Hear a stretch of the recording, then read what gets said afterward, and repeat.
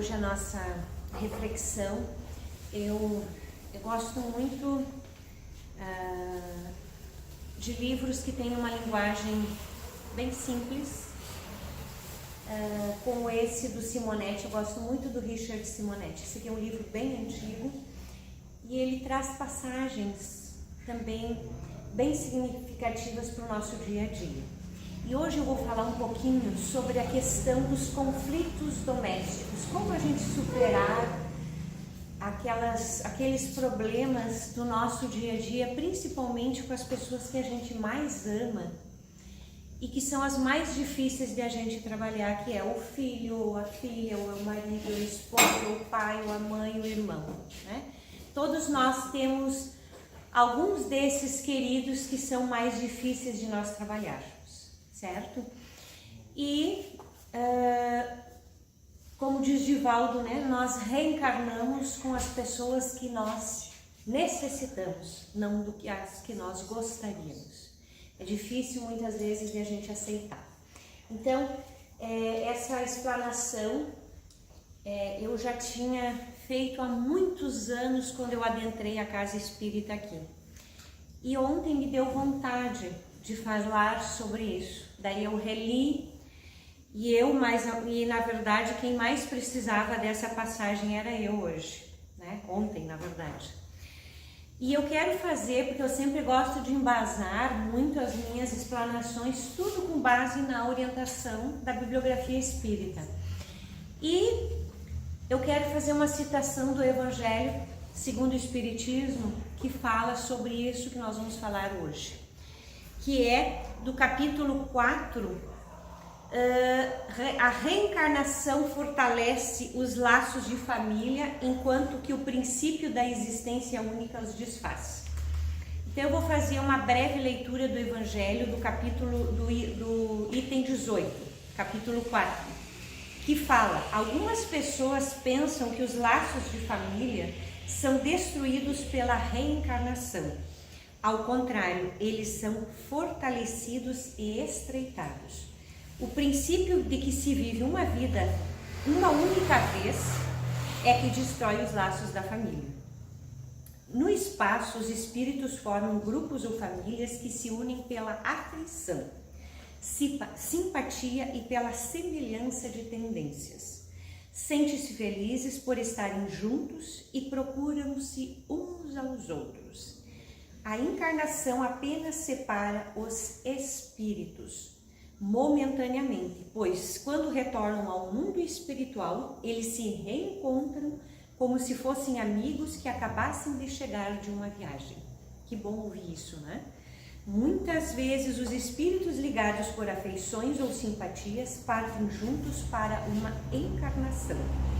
Reúnem-se numa mesma família ou num mesmo círculo de amizades, onde trabalham pela sua evolução.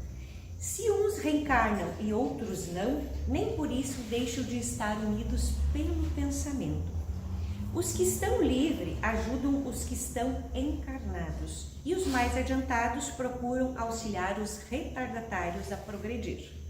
Após cada existência, todos terão dado um passo a mais na busca do aperfeiçoamento, pois à medida que se depuram, o afeto entre eles aumenta. O egoísmo e as paixões diminuem à medida que se afastam da matéria. Assim, os espíritos podem percorrer um número ilimitado de existências corpóreas, sem que o carinho que sentem um pelos outros sofra qualquer interferência. Está se tratando aqui da afeição espiritual, que, por ser verdadeira, é a única que sobrevive à destruição do corpo. Os seres que se unem na Terra somente pelos interesses materiais não têm nenhum motivo para se encontrarem no mundo dos espíritos, uma vez que o interesse entre eles desaparece com a morte do corpo. Somente as afeições espirituais são duráveis. As afeições carnais se extinguem com a causa que lhes deu origem. E essa causa não existe mais no mundo dos espíritos, enquanto que a alma continua existindo. As pessoas que se ligam somente por interesses materiais, pouco ou nada representam umas para as outras, e a morte vai separá-las tanto na terra como no céu. E um pedacinho aqui do item 19 diz assim, que a união e a afeição que existem entre os parentes são o indicativo da simpatia anterior que os aproximou. Disse que uma pessoa não é da família quando seu caráter, seus gostos e suas inclinações não têm nenhuma afinidade com seus parentes. Ao dizer isto, está-se anunciando uma verdade maior do que se imagina. Deus permite essas encarnações de espíritos antipáticos ou estranhos nas famílias com um duplo objetivo. Olha que interessante.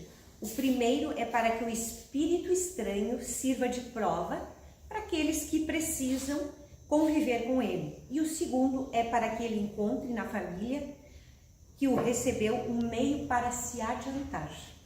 Os maus melhoram-se pouco a pouco, convivendo com os bons e pelos cuidados que deles recebem. Seu caráter se abranda, seus costumes se educam e as antipatias desaparecem. É desse modo que se estabelece a união entre as diferentes categorias de espíritos, assim como se estabelece na Terra a união entre as diferenças e as raças. Eu quis embasar essa introdução, né, que o Richard fala muito bem sobre essa questão da família, né, das pessoas que nós amamos e daquelas pessoas bem difíceis que, como o Evangelho coloca, que são pessoas que vieram nessa família junto com a gente para evoluir, se adiantar, ou também são pessoas que nós precisamos aprender. A paciência, a tolerância, a resignação, enfim.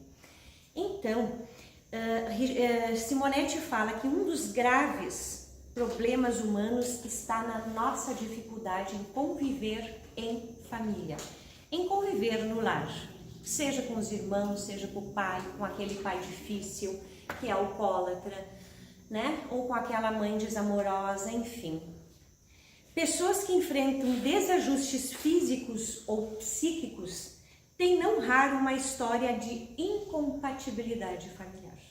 Todos nós, né, só mudamos o endereço, temos alguma incompatibilidade com alguém da nossa família.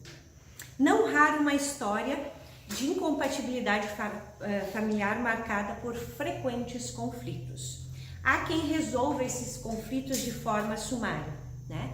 O marido desaparece, a mulher pede o divórcio, o filho vai morar longe, né? Então até o autor cita um senhor que diz: minha mulher é o meu karma nessa encarnação, neurótica, agressiva, desequilibrada. O que eu fiz, meu Deus, para merecer isso? Né? A gente ouve coisas similares assim. Só o Espiritismo, né, a gente coloca assim, ele tem uma explicação muito preciosa, né, que Deus nos coloca para que a gente pense, né? E aí ele também cita, até antes de eu explicar essas partes aqui, ele coloca também outra citação de uma outra pessoa: só Deus para me fazer tolerar meu marido.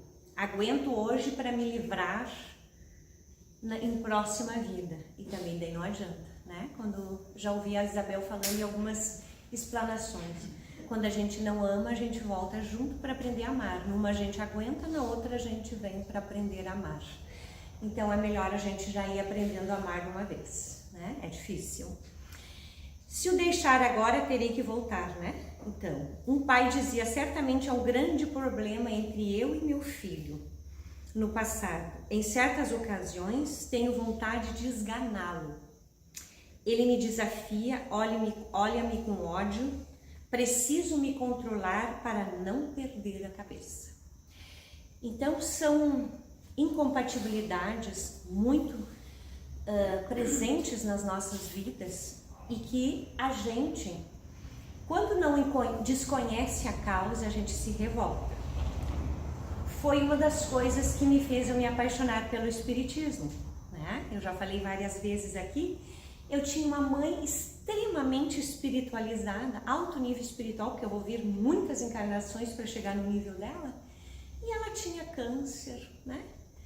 Tinha vários problemas de relacionamento com o pai e eu era muito revoltada com isso. Então, o Espiritismo me trouxe muitas explicações hoje, né? O Evangelho, se a gente lê o Evangelho, que é o livro, para mim é o mais importante, são vários, né? Mas ele explica muito, no próprio Evangelho. Então, nesses relacionamentos explosivos que ocorrem em muitos lares, ao que poderíamos definir como compromisso kármico que a gente vem. Espíritos que se prejudicaram muitas vezes em outras vidas e que não raro fomos inimigos ferozes e que nós nos reencontramos no reduto doméstico. Espíritos unidos não por afeto, nem por afinidade, e sim por imperativos de reconciliação. No cumprimento das leis divinas, enfrentam inegáveis dificuldades de harmonização.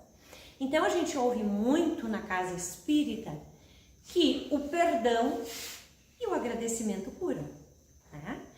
E era uma das coisas que eu aprendi muito, né? A minha mãe dizia quando o mundo estava desabando para agradecer. E eu não aceitava isso.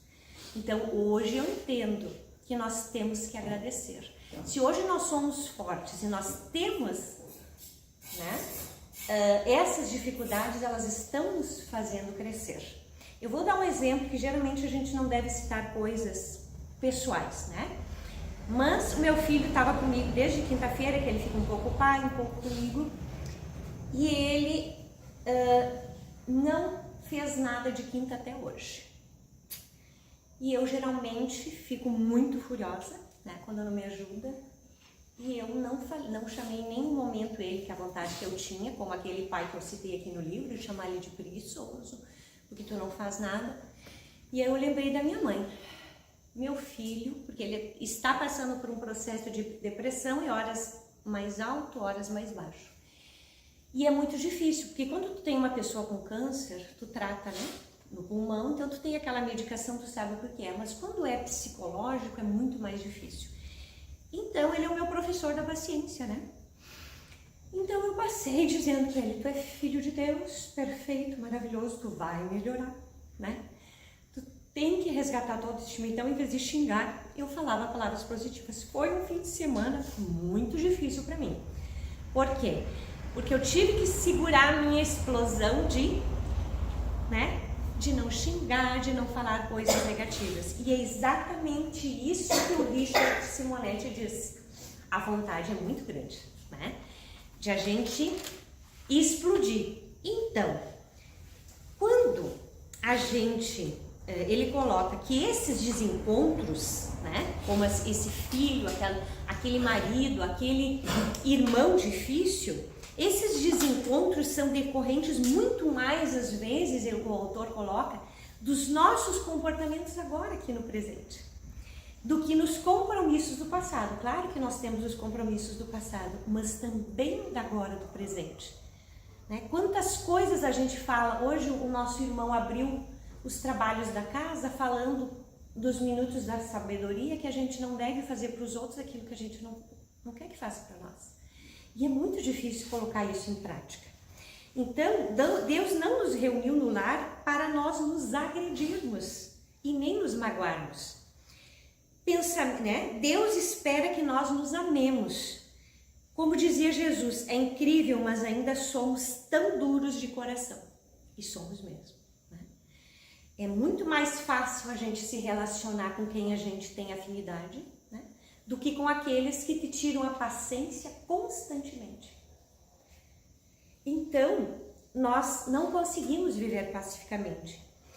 E aí o autor dá um exemplo que a gente se reúne às vezes aqui mesmo na casa espírita ou no trabalho, 2 ou 3 pessoas já começa a dar discussão, né? Desentendimento, desarmonia, diferença de ideias, porque nós pensamos muito diferentes. E aí a nossa dificuldade de respeitar a opinião do outro, né? Nós somos muito diferentes. E dentro da própria casa nós somos muito diferentes. E isso ocorre no lar principalmente, onde não há o verniz social. Porque fora, no trabalho, a gente tem que ser mais educado, a gente não diz palavrão, né? Mas em casa, nós damos livre curso ao que somos, exercitando ao mais conturbador de todos os sentimentos, que é a agressividade, né? Então a gente tem que, quem tem uma personalidade como eu muito forte, eu tenho que fazer um exercício muito forte para mim não explodir, né? E respirar fundo. Então eu tenho feito a técnica da respiração, né? E o estilete, o autor coloca mais ponto agudo da agressividade é o palavrão, que aí você magoa a pessoa, né? Se tu chama a pessoa de preguiçosa, tu tá magoando, daí que a pessoa não faz mais nada, né? Na Sage Way se fala muito isso. Se tu confirma, se tu chama a pessoa de preguiçosa, daí que ela não vai fazer mais nada mesmo, né? Então, o quanto essa entonação negativa de desprezo, de deboche, de cólera, atrai os nossos irmãos da maldade, os nossos inimigos da espiritualidade perto de nós. E aí nós ficamos piores do que nós estávamos, né? Aí aumenta, e aí vem as doenças, né? Se o familiar agredido responde na mesma intensidade, o que geralmente acontece, explode o ambiente, favorecendo, então, o autor coloca a infiltração de forças das sombras. Energias muito negativas que atraem os nossos irmãos da espiritualidade, que estão na mesma vibração negativa que nós estamos emitindo, que nós somos pura energia. A partir daí tudo pode acontecer, gritos, trocas de insultos, ofensas, até agressões físicas, por estados depressivos que desembocam males físicos e psíquicos, né? Então a doença, ela é muito mais, né? Ela se origina, a causa maior de todas as nossas males físicos e psíquicos está na nossa própria desarmonia, né? Que nós mesmos causamos. Se desejamos melhorar o ambiente doméstico em favor da harmonização, nós temos que inverter o processo de cobrança. Isso para mim é uma das coisas mais difíceis, porque eu me cobro muito e eu também cobro muito dos outros. A gente não tem que cobrar nada de ninguém, nós temos que cobrar só de nós mesmos, né? E até bem menos às vezes, né? Porque tem pessoas que são muito perfeccionistas como eu, sofrem muito, né? Porque nunca está bom nada que a gente faz. Isso também é uma coisa que a gente tem que trabalhar. Então, normalmente os membros de uma casa esperam demais um dos outros, reclamando atenção, respeito, compreensão. E nós devemos cobrar isso e muito mais de nós mesmos. O respeito, o amor por nós mesmos. E a nossa harmonia vai depender do que nós damos e não do que a gente recebe. E como é difícil a gente dar, né? Ter essa paciência, porque a gente quer que os outros tenham paciência com a gente, mas a gente não tem paciência. Em poucas coisas a gente já está explodindo. Então o autor coloca que nós precisamos primeiro nos melhorar. Fatalmente estimularemos os familiares a fazer o mesmo. Porque aí a gente melhorando, a nossa energia vibra melhor e aí o ambiente também melhora. Todos aprendemos pelo exemplo através do amor. Educamos pelo exemplo. Não podemos exigir aquilo que nós não fizemos, né? Ninguém pode exigir do outro aquilo que não faz, né? E isso é importante porque as pessoas são muito críticas hoje, né? Então, será que estamos dando amor aos nossos familiares? Então, o sentimento de gratidão. Agradecer pela oportunidade da reencarnação com aquele pai difícil, com aquele filho difícil, com aquele irmão difícil. Então, nós precisamos agradecer. O agradecimento cura. E eu aprendi isso assim, quando eu tô assim muito negativa, para mim melhorar a minha vibração, eu começo a agradecer. O agradecimento para mim é uma das coisas melhores que tem, porque a gente assim olha, tô olhando aqui as estrelas, né? Esse lugar assim que tão bonito que ficou harmonioso aqui, né? O meu corpo que é perfeito. Então esse ar que eu tô respirando, que eu não tô fazendo nenhuma força, eu tô inspirando e expirando e tem uma força superior a nós que está fazendo o nosso coração bater, os nossos intestinos funcionar sem que nós possamos, né, pensar nisso. Então, nós somos muito ingratos. Então, uma das dicas, né, que o autor também coloca é agradecer quando a nossa vibração está muito negativa.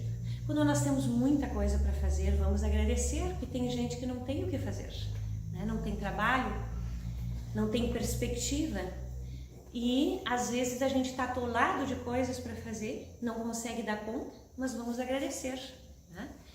Então, ajuda a harmonizar o ambiente. Não é fácil esse exercício do amor, somos espíritos muito imperfeitos, mas Jesus esteve entre nós ensinando-nos como conviver harmoniosamente, exercitando valores de humildade e sacrifício, marcados indelevelmente pela manjedoura e pela cruz. Então, a questão da humildade é muito importante também. Eu fui num aniversário de uma das pessoas mais prósperas da cidade nesse final de semana. E é a segunda filha dele que faz 15 anos e ele disse as mesmas palavras, né? As pessoas, para prosperarem na vida, né, e serem felizes, têm que ter 3 pilares: a honestidade, né, a honestidade consigo mesmo e com os outros, a humildade e o trabalho árduo, que a gente fala aqui, disciplina, disciplina e disciplina, né? Ele nem espírita é, mas muito interessante ouvir de uma pessoa muito rica e próspera, né, essas coisas numa mensagem, né, no momento da festa. Então, temos que pensar nisso, né?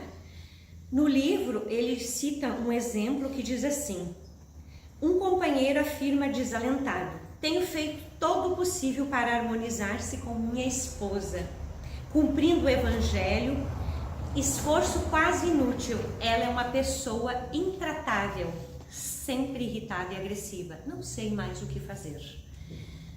Aí o autor diz, né, ali, talvez a pessoa que respondeu lhe falte um tanto mais de perseverança, já que é impossível alguém resistir indefinidamente à ação do bem. Aí o quanto nós temos que ser persistentes nessa caminhada, porque tem dias que dá para vontade de abandonar e sair correndo, né? Porque tem que ter paciência, paciência, paciência e não desistir. E isso é o que nos deixa forte. Então, é o que o autor nos diz. É o trabalho diário da disciplina, da paciência e da fé em Deus, de não desistir diante dessas pessoas muito difíceis que estão junto conosco. Quando um não quer, 2 não brigam, tem esse ditado, né? Não existem brigas unilaterais. Em circunstâncias em favor da nossa paz, é importante perseverarmos nos bons propósitos, cumprindo a recomendação de Jesus, aquilo que Deus disse, né? Jesus Cristo, perdoar não 7 vezes, mas 70 vezes 7. Então, o perdão cura, a gratidão cura. São 2 ingredientes básicos da nossa vida que nós precisamos colocá-los diariamente, né, no nosso dia a dia. A oração do perdão é muito importante, né? Quem sempre perdoa mantém sempre o seu equilíbrio, né? E o autor diz que a gente precisa elogiar mais as pessoas, né? Eu me lembro que eu sempre ouvia da minha mãe que você é filho de Deus, perfeita, maravilhosa, inteligente e saudável. Tanto é que eu acreditei muito nisso, porque eu me acho maravilhosa, né? E eu sempre procuro buscar o saudável, né? E aí o meu filho, às vezes, eu passei o fim de semana falando isso pra ele, né? Porque eu não criei muito esse hábito. E até pode ser que em uma hora, né, um dia, caia a ficha, né?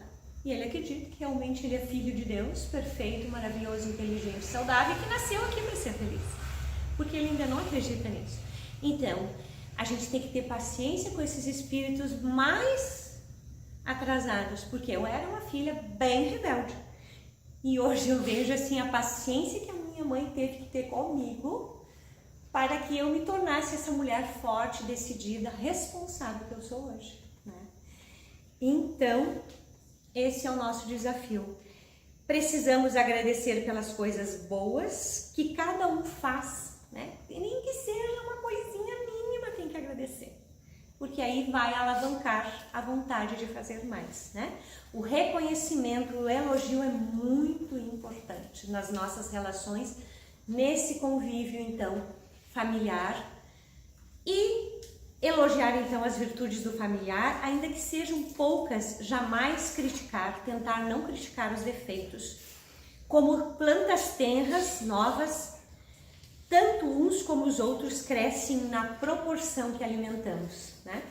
E tem umas plantas que elas demoram muito para crescer, né? Então a gente tem que insistir com essas, porque cada uma tem a sua especificidade, né? Eu gosto muito de comparar com as plantas, porque eu gosto muito de plantas. E tem umas espécies que demoram muito, né, para ficarem bonitas. E é como nós, espíritos, tem uns que são mais endurecidos, que demoram mais, né? Mas quando eles desabrocham, né, aí ninguém segura. A beleza, né, vem. Então, essa paciência, né?